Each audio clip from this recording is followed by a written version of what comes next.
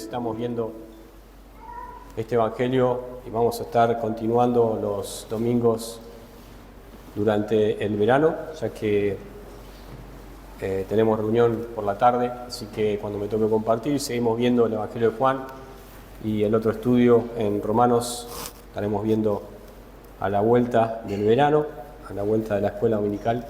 Pero Juan capítulo 3, vamos a estar mirando el versículo 22 hasta el versículo 30 esta tarde. Y no sé cuándo ustedes se acuerdan, hace 2 semanas habíamos hablado acerca de ese encuentro que el Señor Jesús tuvo con Nicodemo.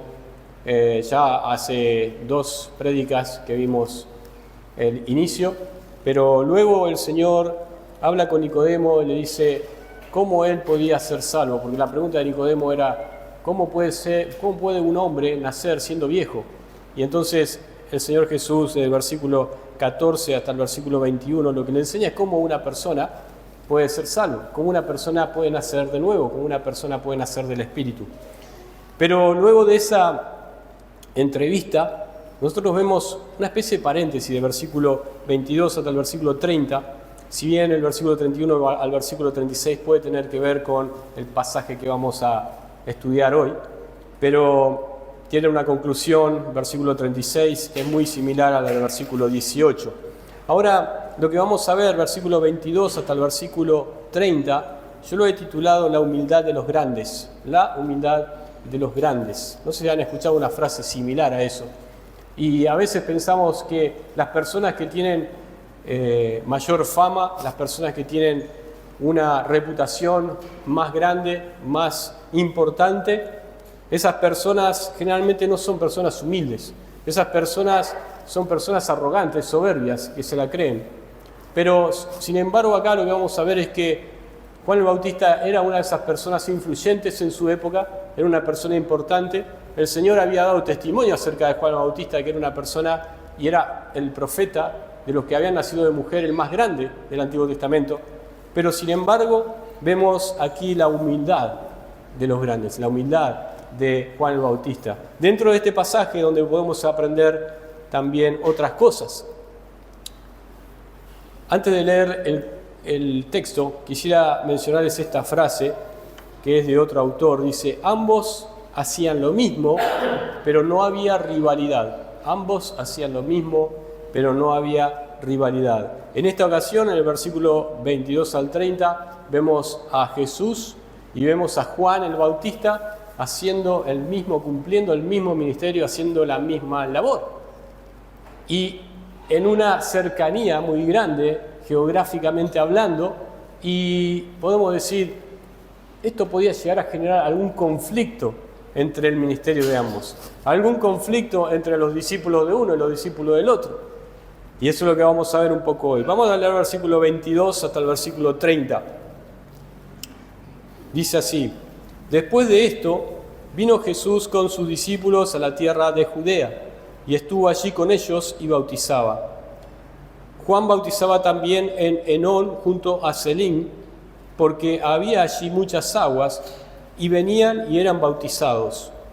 Pero Juan no había sido aún encarcelado, porque Juan no había sido aún encarcelado. Entonces hubo discusión entre los discípulos de Juan y los judíos acerca de la purificación. Y vinieron a Juan y le dijeron, Rabí, mira que el que estaba contigo al otro lado del Jordán, de quien tú diste testimonio, bautiza, y todos vienen a él. Respondió Juan y dijo, no puede el hombre recibir nada si no le fuere dado del cielo. Vosotros mismos me sois testigos de que dije, yo no soy el Cristo, sino que soy enviado delante de él. El que tiene la esposa es el esposo, mas el amigo del esposo, que está a su lado y le oye, se goza grandemente de la voz del esposo. Así pues, mi gozo está cumplido. Es necesario que él crezca, pero que yo mengüe. Como dijimos, por un breve lapso de tiempo, el ministerio de Juan coincidió con el ministerio de Jesús en cuanto al bautismo. Las áreas donde ellos estaban sirviendo, si bien no estaban cercanas, estaban relacionadas. estaban bautizando cerca del Jordán o en el Jordán, y uno estaba bautizando en Judea, este era Jesús, el otro estaba bautizando probablemente cerca de la región de Samaria, un poco más al norte. Entonces tenemos acá que había dos personas, dos predicadores, que tenían sus dos congregaciones y que estaban haciendo el mismo ministerio, y que de repente podríamos pensar, ¿esto generaría algún conflicto entre ellos? De hecho, lo que vemos en el versículo 25 y 26, vemos que los discípulos de Juan estaban preocupados por esto. Estaban preocupados porque Jesús estaba haciendo el mismo trabajo que Juan. Y el problema era que había muchos más que iban al bautismo de Jesús que al bautismo de Juan. Entonces, esto quizás podía llegar a generar un problema. Pero esto no era el sentir o la voluntad de Dios. Ambos estaban bautizando a la vez, con, como dijimos, una cercanía geográfica. Y la pregunta es, ¿esto pudiera generar conflictos entre Juan y Jesús o entre sus discípulos? Y lo que podemos decir es que solo si el siervo, en este caso Juan el Bautista, tenía en claro cuál era su rol y tenía en claro quién era él, eso podía garantizar que el ministerio iba a ser cumplido de una manera gozosa y de una manera pacífica entre los dos grupos que estaban bautizando. Si el siervo de Dios no tenía claro quién era él, cuál era su trabajo y quién era Cristo, eso podría llegar a generar lo que generó en sus discípulos, en los discípulos de Juan el Bautista. Pero lo que vamos a ver son tres cosas acá.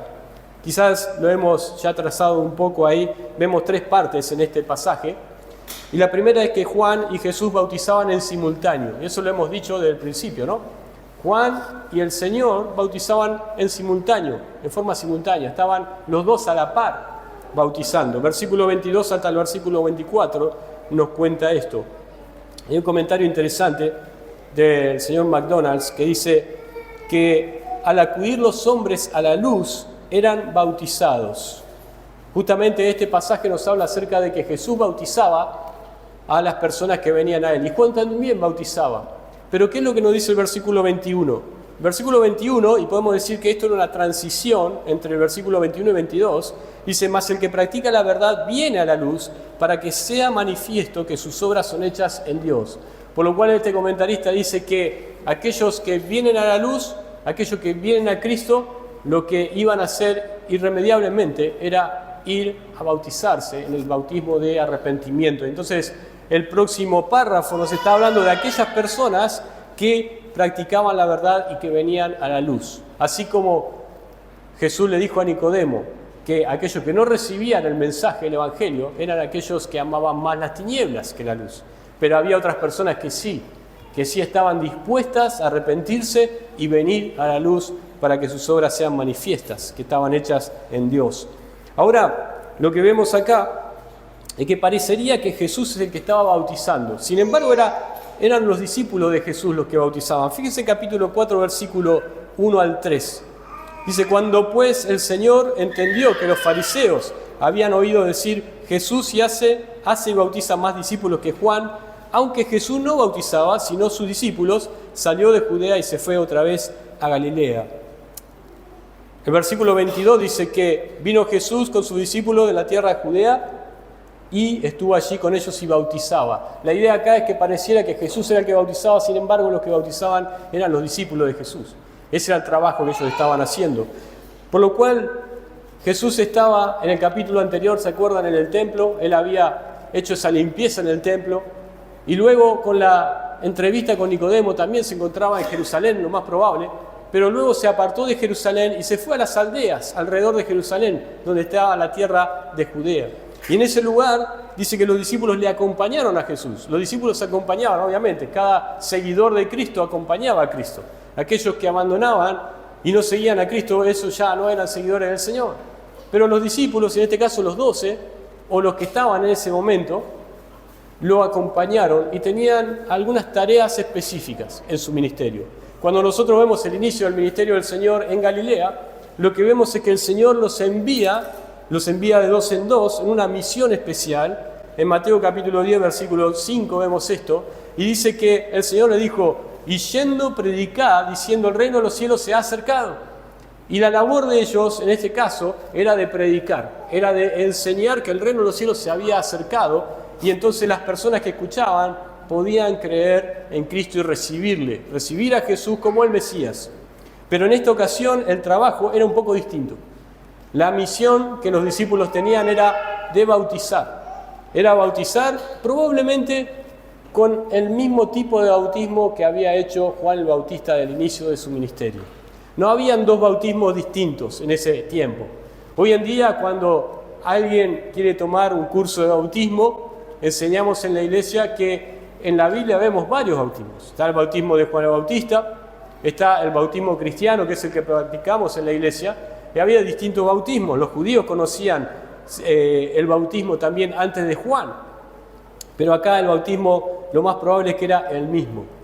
Un comentarista dice así: más probablemente representa una continuación del bautismo de arrepentimiento, que era la característica de Juan el Bautista, ¿no? Juan el Bautista predicaba el bautismo de arrepentimiento, los que venían arrepentidos de su vida y querían cambiar su vida completamente, se arrepentían de sus pecados y eran bautizados por Juan, y sus vidas estaban listas para recibir al Señor Jesús. Ahora, sabemos que cuando Jesús comenzó a predicar, el mensaje que Jesús predicó era el mismo que Juan el Bautista predicaba, ¿se acuerdan? Les decía a todos: arrepentidos porque el reino de los cielos se ha acercado. El mismo mensaje evangelístico era el que usaba Juan, pero el que también usaba Jesús en el comienzo de su ministerio. Entonces, lo más probable es que Jesús también practicara ese símbolo de arrepentimiento que era el bautismo que Juan había utilizado y que le había dado un gran efecto en las multitudes que venían a él. Ahora, por otro lado, Juan continuaba el bautismo de arrepentimiento. Y podemos decir que los dos, tanto Jesús como Juan, estaban haciendo la misma tarea al mismo tiempo. La misma tarea al mismo tiempo. Y esto me hace pensar en una cosa, que era algo de bendición, era algo a nuestros ojos muy bueno que hubiera dos grupos que se dedicaran a llamar a las personas al arrepentimiento y que personas vayan al bautismo y que sus vidas cambien. Era algo bueno, era algo plausible que hubiera dos congregaciones que estaban haciendo el mismo trabajo al mismo tiempo, en la misma zona prácticamente. Pero algunos pudieran pensar que esto era distinto, no era una bendición, sino que era algo preocupante. Sin embargo, ellos dos estaban haciendo el mismo trabajo. Había dos grupos que estaban enseñando o bautizando. Y las oportunidades para un cambio de vida en las personas era y se había multiplicado en ese momento.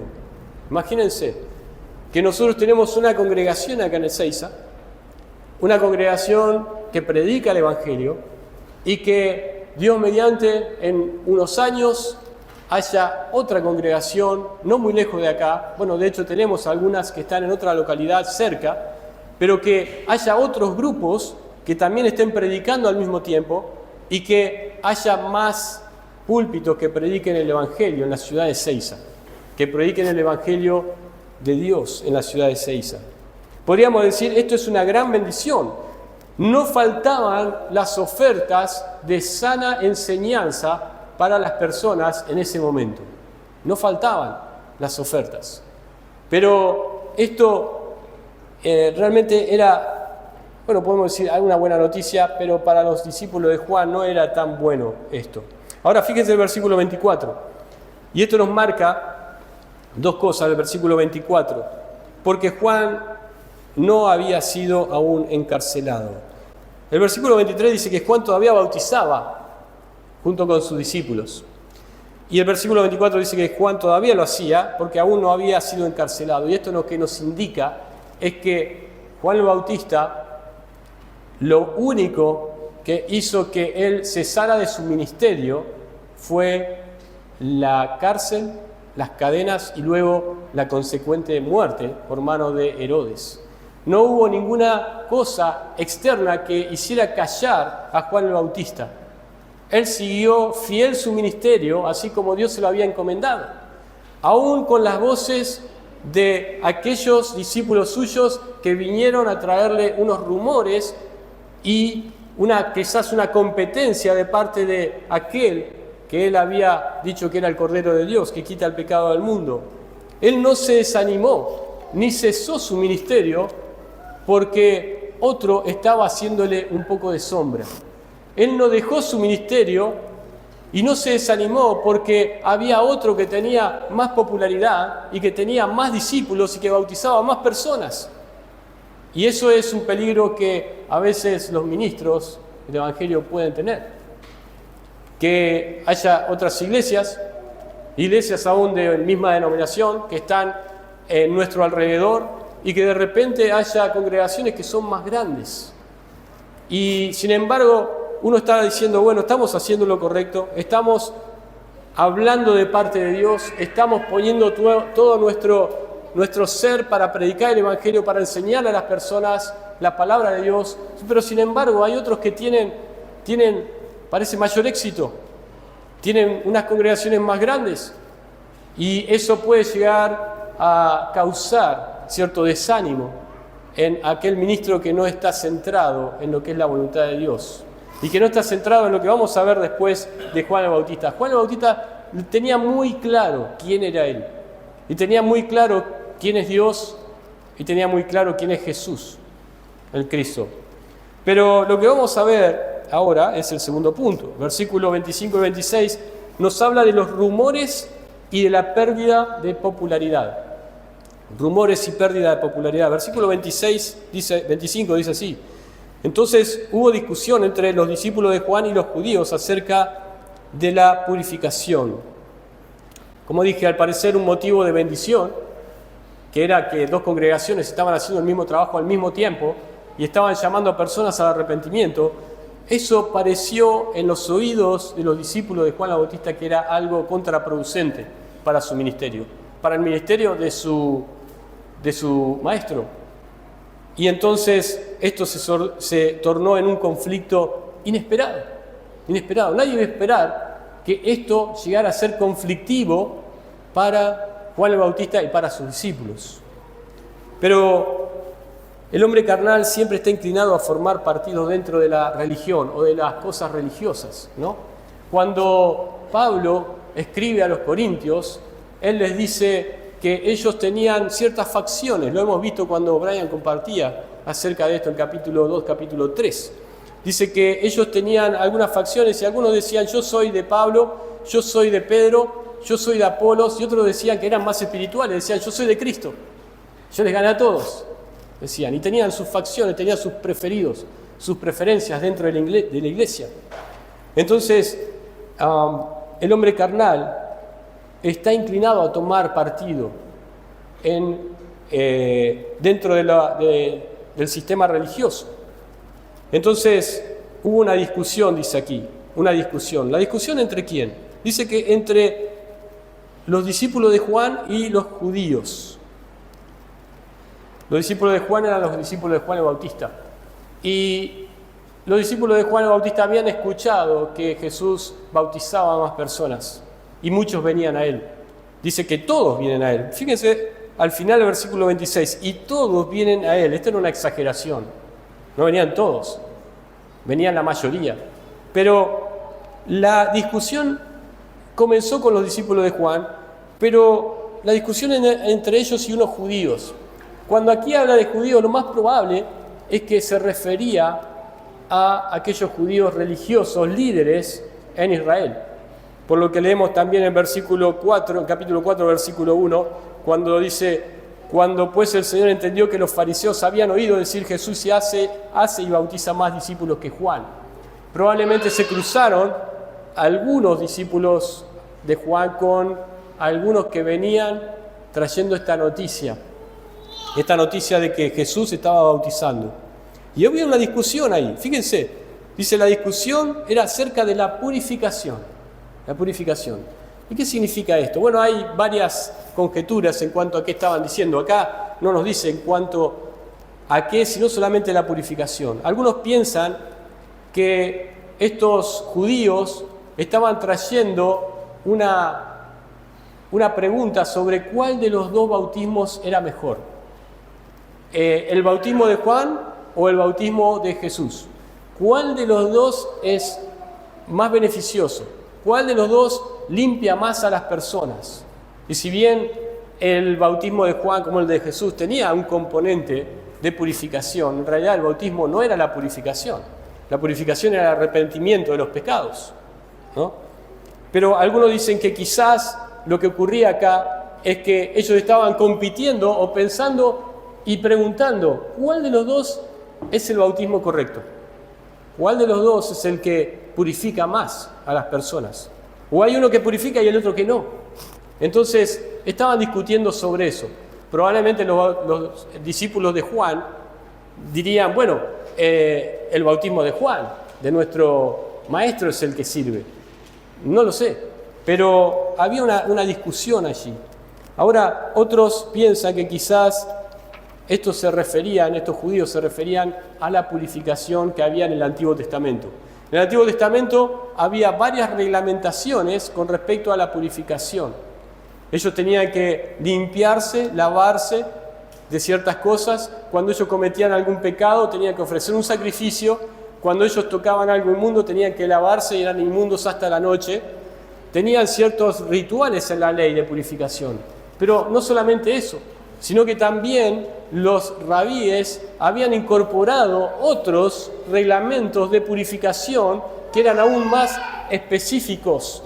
Y entonces cuando ellos tenían que comer algo, ellos tenían que lavarse las manos varias veces para poder tomar el alimento. De hecho, Jesús tuvo un encontronazo con ellos y ellos le dijeron, ¿por qué tus discípulos no se lavan las manos cuando comen? Y entonces Jesús le dijo, en realidad, uno no se contamina por no lavarse las manos, sino que la contaminación viene de adentro, del corazón, de donde salen los malos pensamientos y todas las cosas malas. Ahí es donde se purifica, ahí es donde se contamina el hombre, no en el hecho de no lavarse las manos para comer. Entonces había ahí quizás una discusión entre cuál de los dos es el que purifica más, el de Jesús o el de Juan. O quizás decían, bueno, nosotros tenemos ya un ritual de purificación. Y entonces, ¿esto qué es? ¿Qué es esto del bautismo de Juan y el bautismo de Jesús? Había allí una discusión. Ahora, esta discusión, dice, el motivo del siguiente discurso fue una discusión provocada por la competencia, quizás entre estos dos bautismos vecinos. Y yo pienso, hay personas hoy en día en congregaciones que a veces piensan, yo quiero ser bautizado por tal persona, por tal pastor, ¿no? Por tal misionero. Porque a veces tenemos cariño por ciertas personas, por ciertos líderes, ¿no?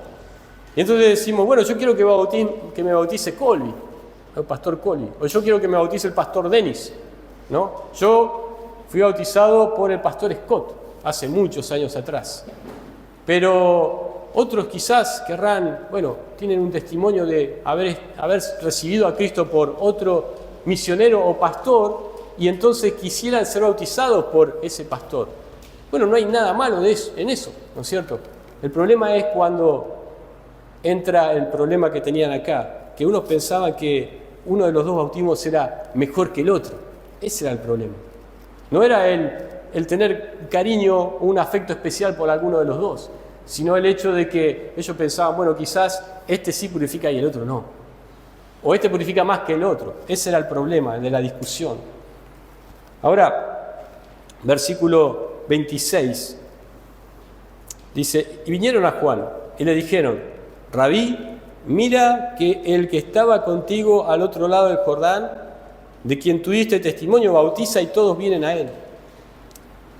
Los discípulos de Juan estaban quizás en un sentimiento carnal aquí, y por eso es que ellos llevaron a su maestro esta inquietud, este malestar, este recelo que ellos tenían por esta discusión que se había suscitado, y entonces ellos esperaban que Juan tuviera la misma reacción y el mismo sentir que ellos, que Juan pudiera ponerse de su lado y decir, sí, la verdad que tienen razón. Si yo di buen testimonio de Jesús, hablé bien acerca de Él, y ahora Él viene y me compite y me está sacando los seguidores y está bautizando más personas que yo. Ellos pensaban que quizás Juan iba a congeniar con ellos, pero no era así. No era así. Era muy distinto. Ellos vienen a sugerirle que el hecho de que Jesús se pusiera a bautizar era un acto de presunción. Algo así como montar una sucursal de bautismos. Es interesante eso. Y que ellos le dijeron que él tenía la patente de esa invención de bautizar a las personas que venían en arrepentimiento. Ese era el pensar de los discípulos. Ahora, ponerse a bautizar cuando tú diste buen testimonio de Él, pensaban ellos. Ellos pensaban, debiste ser más cuidadoso en cómo hablar de Jesús. Porque ahora, mirá, ahora todos van a Él. Y lo más probable es que vas a tener que cerrar tu emprendimiento. Esto es algo de lo que ellos podrían estar pensando. Te vas a quedar sin seguidores. Te vas a quedar sin gente que venga a bautizarse con vos. ¿Qué ibas a hacer, Juan? Sin embargo, vos hablaste bien de Él. Tenías que haber tenido más cuidado de tus palabras. Es como si su maestro recibiera el mensaje. Tendrá que poner punto final a tu emprendimiento. Y así termina este punto número 2. Pero hay un punto número 3 y es una clase de sensatez de parte de Juan. Una clase de sensatez. Y eso lo vemos en versículo 27 al versículo 30. Vamos a leer versículo 27 al 29. Respondió Juan y dijo, acá Juan podía haber dicho, qué tremendo. ¿Cómo puede ser esto? ¿Cómo me están compitiendo? ¿Cómo me están sacando los seguidores? Yo que estoy dando mi vida para poder cumplir el ministerio que recibí de Dios, y de repente ahora hay uno que me está haciendo sombra y que me está quitando toda mi congregación. De hecho, algunos de los discípulos de Juan ya se habían ido, ¿se acuerdan? Juan, el apóstol, se había ido. Andrés se había ido. Eran varios que se habían ido con Jesús. Versículo 27, respondió Juan y dijo, no puede el hombre recibir nada si no le fuere dado del cielo. Vosotros mismos me sois testigos de que dije, yo no soy el Cristo, sino que soy enviado delante de Él. El que tiene la esposa es el esposo, mas el amigo del esposo que está a su lado y le oye, se goza grandemente de la voz del esposo. Así pues, mi gozo está cumplido. Las últimas palabras, antes del versículo 30, ¿qué dicen? Mi gozo está cumplido. ¿Estaba enojado? ¿Estaba celoso Juan el Bautista? No, él dijo, mi gozo está cumplido. Luego vamos a ver eso, pero él no estaba mal por esto que había oído, por este rumor y pérdida de popularidad que estaba escuchando. Pero lo que vemos acá es que Juan tenía bien en claro 3 cosas, al menos. Tenía bien en claro 3 cosas. Primero, él sabía quién era él sabía quién era Dios y qué es lo que Dios hace. Eso es versículo 27. Él sabía quién era él y cuál era su ministerio. Y también él sabía quién era Cristo y cuál era su preeminencia. Eso es versículo 29. Pero Juan el Bautista, él tenía su concepto en el lugar donde tenía que estar. El apóstol Pablo dice a los Romanos en capítulo 12, ninguno de vosotros tenga más alto concepto de sí que el que debe tener, sino que piense de sí con cordura, de acuerdo a la medida de la fe que Dios les ha dado. Juan el Bautista no estaba pensando de sí mismo más de lo que él era. Si bien era alguien importante, según Dios. Pero él tenía en claro estas cosas. Lo primero es que vemos que tenía un concepto correcto en relación al Padre. Versículo 27 lo leemos de vuelta. Respondió Juan y dijo, no puede el hombre recibir nada si no le fuere dado del ¿qué? El cielo. El cielo. ¿A qué está haciendo referencia Juan acá? Él está hablando de que todas las cosas que Él tenía y que Jesús tenía y que sus discípulos tenían y que los discípulos de Jesús tenían y que nosotros tenemos, provienen del cielo. Si Dios quiere darnos algo, Él lo va a hacer. Si Dios quiere quitarnos algo, Él lo va a hacer. Si Dios no nos quiere dar algo que nosotros queremos, Él lo va a hacer así, de esa forma. Y a veces si Dios quiere darnos algo y otorgarnos algo de lo que nosotros no queremos, porque a veces estamos huyendo, como Jonás, huyendo del trabajo que Dios nos da, igual eso también es de parte de Dios, del Padre. El concepto que Él tenía es que todas las cosas que nosotros recibimos provienen de Dios. Santiago dice que todo don perfecto y toda buena dádiva desciende ¿de dónde? Del Padre. Desciende de lo alto del Padre las luces, de donde no hay mudanza ni sombra de variación. Todo lo que tenemos, todo lo material, pero también todas nuestras responsabilidades como creyentes, todas nuestras responsabilidades en nuestro servicio al Señor, todas nuestras cualidades y características, nuestra inteligencia, nuestra forma de poder servir al Señor, eso nos ha dado de parte de Dios, nos ha sido dado de parte de Dios. Fíjense en 1 Corintios capítulo 4. Solamente vamos a buscar este versículo, 1 Corintios capítulo 4.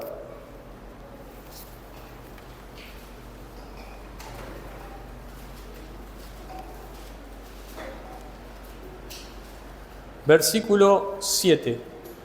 Porque ¿quién te distingue? ¿O qué tienes que no hayas recibido? Y si lo recibiste, ¿por qué te glorías como si no lo hubieras recibido? Pablo le había escrito a los corintios también, dentro de ese ámbito de creyentes carnales, que todo lo que ellos tenían provenía de Dios. Y que si ellos creían eso, ¿por qué se gloriaban como si no lo hubieran recibido? Juan el Bautista no era así. Juan el Bautista sabía que lo que él había recibido de parte de Dios era lo que Dios quería para él. Y él no quería elevarse por sobre lo que Dios ya le había dado. Y eso es lo que a veces las personas buscan. ¿Por qué es que yo tengo esto de parte de Dios, pero yo quisiera tener esto otro de parte de Dios? Y Juan el Bautista no dijo, ¿por qué es que yo estoy bautizando acá a estas personas, pero yo quisiera tener la congregación que tiene Jesús? No quiero tener la congregación que tengo ahora porque me estoy quedando sin gente. Yo quiero predicarles a una congregación de 1000 personas, de todos los que vienen a bautizarse con Jesús. Él no estaba esperando eso, porque él sabía que todo lo que el hombre tiene viene de parte del cielo, viene de Dios. Tanto lo que tenía Juan como lo que tenía Jesús en ese momento. Y eso es lo primero que vemos. Él tenía un concepto correcto de Dios el Padre. Un comentarista dice así en cuanto a esto que hemos estado diciendo: la asignación de talentos y funciones es parte de la providencia divina. Talentos, funciones en la iglesia, en nuestras casas, en nuestras familias, es parte de la providencia divina. Y no hay razón para que nadie sienta envidia hacia aquellos que poseen mayores habilidades o participan en una esfera de servicio más amplia al Señor. ¿Por qué? Porque todo eso proviene de Dios. Entonces yo, si estoy en desacuerdo y la verdad es que me gustaría tener el ministerio que el otro tiene, o la iglesia que el otro tiene, entonces estoy diciendo a Dios que está equivocado. Estoy diciendo a Dios que se equivocó conmigo. Que piense un poquito mejor, porque me parece que yo me merezco otra cosa, me merezco algo mejor. Pero nadie es inferior a otro si desempeña con fidelidad el papel que Dios le ha encomendado. 1 Corintios 4:2 dice que se requiere de los administradores que cada uno sea hallado ¿qué? Fiel. Y los administradores no son siempre los que administran las mismas cosas. A veces administramos cosas distintas, pero lo importante es que todos seamos fieles en administrarlas. Lo segundo es que él tenía un buen concepto en relación a sí mismo. Juan tenía un buen concepto en relación a sí mismo, no porque él pensara que era superior y bueno, tenía un alto concepto de sí mismo, ¿no? Como orgulloso, sino que él sabía quién era. Él sabía quién era y estaba conforme a eso. Él sabía cuál era el trabajo que él tenía y estaba conforme con eso. Después de todo, Jesús había revelado quién era Juan el Bautista. ¿Se acuerdan? Lo dijimos al principio, que de los nacidos de mujer no hay otro profeta mayor que él. Sin embargo, en el reino de los cielos, el menor en el reino de los cielos es mayor que Juan el Bautista, dijo el Señor. Lucas 7:28. Pero él mismo llegó a decir, fíjense en el versículo 28, vosotros mismos me sois testigos de que dije, yo no soy el Cristo, sino que soy enviado delante de él. Él mismo llegó a decir de sí mismo, yo soy una voz que clama en el desierto, enderezad vuestras sendas para el Señor. Él sabía quién era, él sabía cuál era su trabajo y él no anhelaba más que eso, lo tenía bien claro. Su declaración de yo no soy el Cristo era de suma importancia. ¿Saben por qué? Porque era muy peligroso, sumamente peligroso, ponerse en el lugar de Cristo. No sé si entienden hasta ahí lo que quiero decir. Cuando Pablo y Bernabé fueron a Iconio, entraron a Listra, dice que la multitud los recibió como dioses a ellos. A uno le pusieron Mercurio y al otro Júpiter.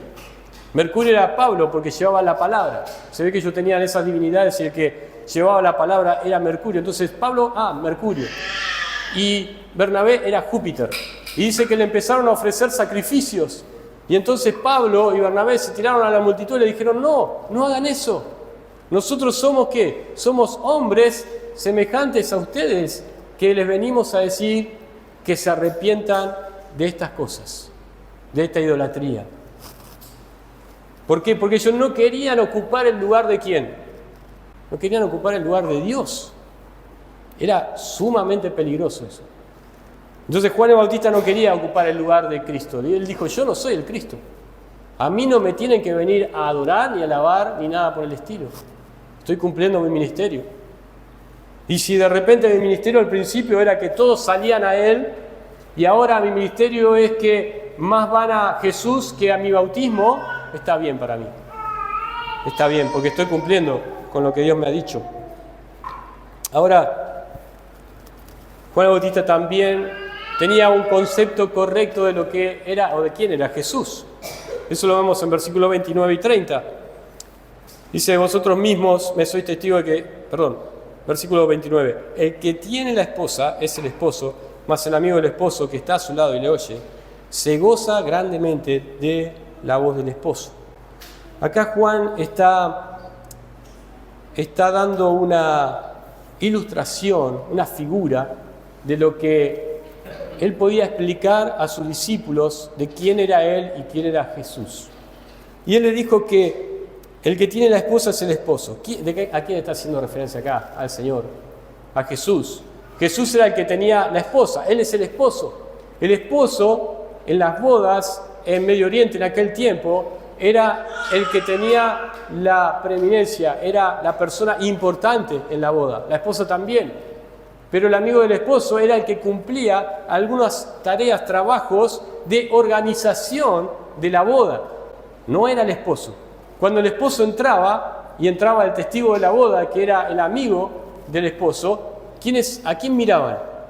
¿Al testigo o al esposo? Al esposo. Era el que se casaba, era el que formaba el matrimonio, el que formaba la familia. Ese era el importante. El otro era importante en su labor, en su trabajo. Y entonces él les menciona y les dice de esta forma, para que ellos lo entiendan. El que tiene la esposa es el esposo, más el amigo del esposo que está a su lado y oye, se goza grandemente la voz del esposo. ¿Quién era o qué significa esto del esposo y la esposa? Hay dos interpretaciones también acá. Algunos piensan que, siempre haciendo referencia a Jesús como el esposo, que algunos dicen que estaba refiriéndose Juan a la esposa como el pueblo de Dios del Antiguo Testamento, que era el pueblo de Israel. ¿Por qué? Porque vemos en el Antiguo Testamento que en varias ocasiones se menciona esta relación, la relación de Dios como el marido o como el novio de Israel, porque era el pueblo que él había escogido, al cual le había dado todas las cosas, y por eso hacía esa relación, el esposo y la esposa. Pero otros piensan también que acá quizás Juan, aún sin saberlo, se estaba refiriendo a la relación que había entre Cristo y la iglesia. Esa relación de esposo y esposa que iba a comenzar. Fíjense, Efesios capítulo 5. Lo vimos también cuando vimos Efesios capítulo 5.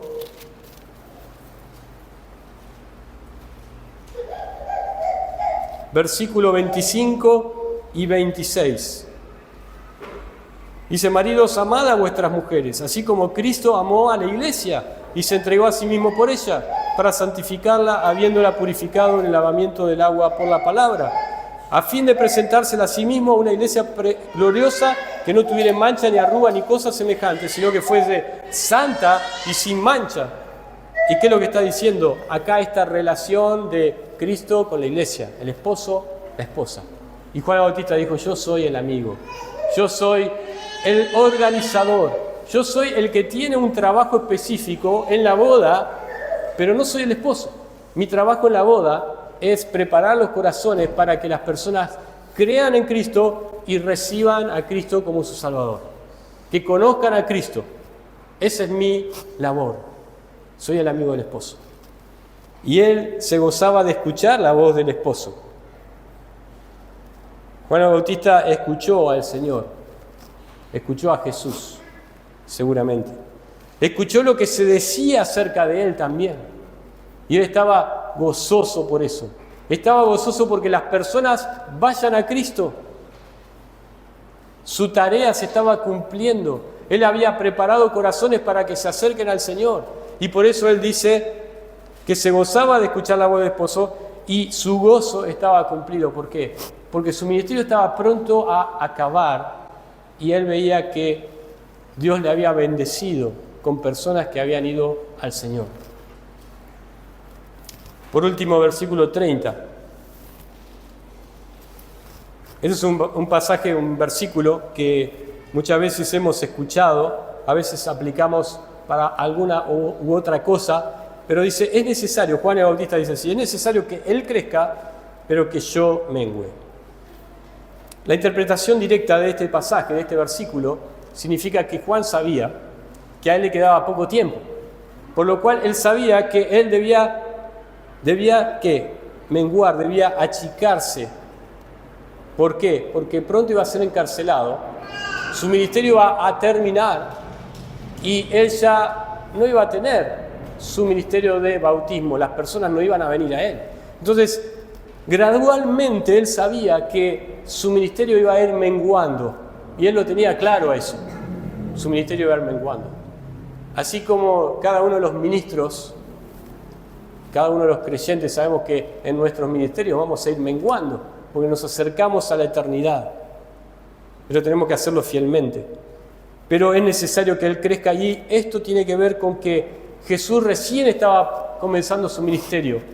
De hecho, después de este acontecimiento, Jesús va a Galilea y empieza su ministerio en Galilea, donde empieza a ser grandemente popular. Y las multitudes le seguían. Entonces, Juan estaba hablando proféticamente de lo que iba a ocurrir poco tiempo después. Es necesario que él crezca. Él va a iniciar su ministerio público y las multitudes van a ir a él. Entonces, lo que está pasando ahora, que ustedes me están diciendo, hay mucha gente, todos van a él y se bautizan, esto va a seguir pasando. Y amén que siga pasando. Porque qué bueno sería que Cristo, y seguramente hoy en día sigue creciendo. Cristo hoy en día sigue creciendo porque hay siervos fieles que predican el Evangelio y que llevan el Evangelio a distintos lugares y el Espíritu Santo está obrando en estas personas que escuchan el Evangelio. Y Cristo sigue creciendo. La iglesia es de Él. Ahora, en una aplicación más personal, Esto puede tener que ver también con nuestra vida cristiana diaria. Es necesario que Cristo crezca, pero que yo mengüe. ¿Se han dicho eso alguna vez? ¿Se han dicho eso cuando salen al día y dicen, bueno, es necesario que Cristo tome mayor control de mi vida y que yo tome menos control de mi vida para que me vaya bien? O es necesario que Él crezca porque es necesario que se manifieste Cristo en mí cada día más y que se manifieste Leo en mí cada día menos. Es necesario que Leo mengüe. Es necesario que cada uno de nosotros mengüe y que Cristo crezca en nuestra vida. Si somos cristianos, si somos creyentes, hermanos, debe verse este pensamiento en nosotros también. Es necesario que Él crezca, pero que yo mengüe. Y de esta forma nosotros podemos mostrar, como hemos cantado, ¿no? Podemos mostrar a Cristo. Podemos mostrar a Cristo. ¿Qué pasa con el creyente que crece y que Cristo mengua en su vida? Todo lo contrario. ¿Quién va a querer ser como ese creyente? ¿Quién va a querer ser cristiano si en realidad no está viendo a Cristo en él? Hermanos, este pasaje ha sido de mucha exhortación para mí, de ánimo, pero que lo haya sido para ustedes también. Vamos a orar. Padre nuestro que estás en los cielos, te damos gracias por poder compartir una vez más tu palabra y gracias, Padre, por esta hermosa porción de tu Escritura. Y pedimos, Padre, que tú sigas hablando y estés hablando con nuestros corazones durante esta semana.